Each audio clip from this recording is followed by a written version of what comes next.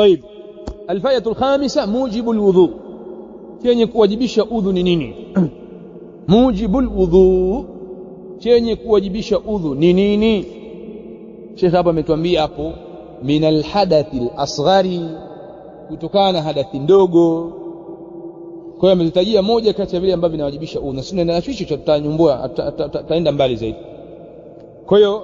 mujibul wudhu ni nini alhadathu alasgharu ni hadathi ndogo umeelewa mpaka hapa wa huwa na hiyo hadathi ndogo wasfun qa'imun bil badani ni wasifu wenye kujitokeza katika mwili ambao tunaenda pamoja naam tunazungumzia hapa mujibul wudhu talibul ilm kwa unatakiwa uwe speed ninapokuwa naambia umeniacha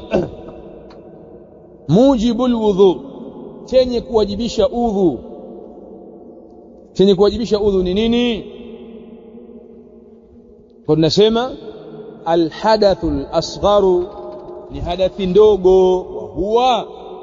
nayo hiyo hata mimi naunga maneno ya Sheikh tu hapa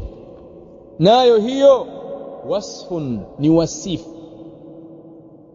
si kwamba hadathi ndogo kwamba utakiona kwamba hadathi ndogo ni ile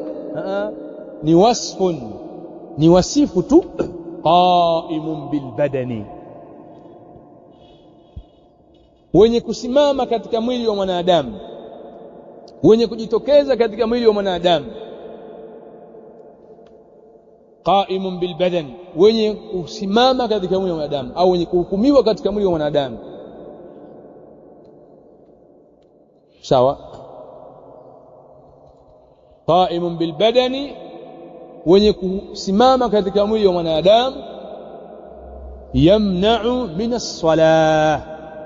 ambao unamzuilia kuswali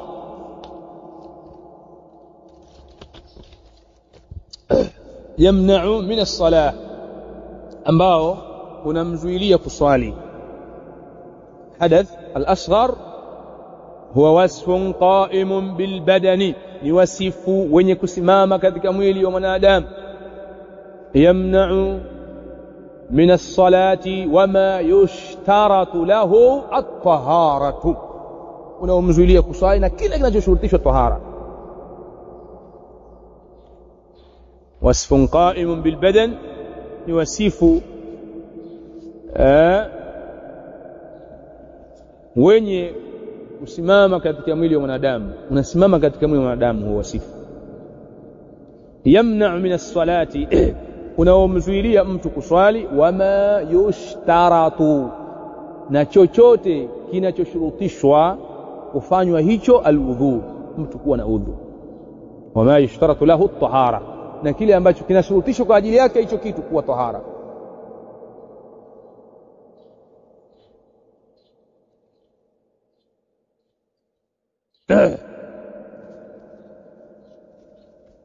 sawa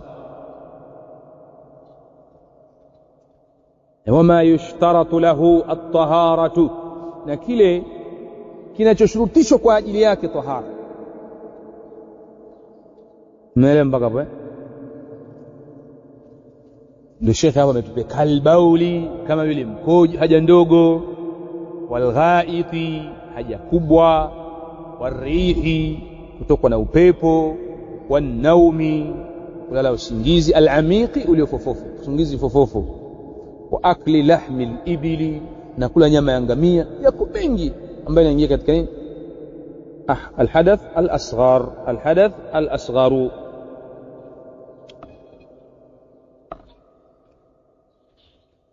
tunaishia hapo tunaendelea tunaishia hapo kwa sababu hapo tumeshataja mambo mangapi hapo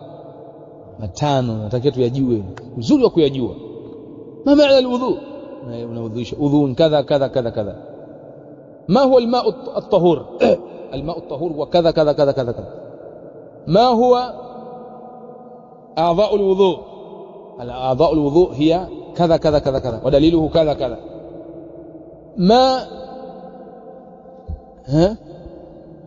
ما هو الحدث أو ما هو موجب الوضوء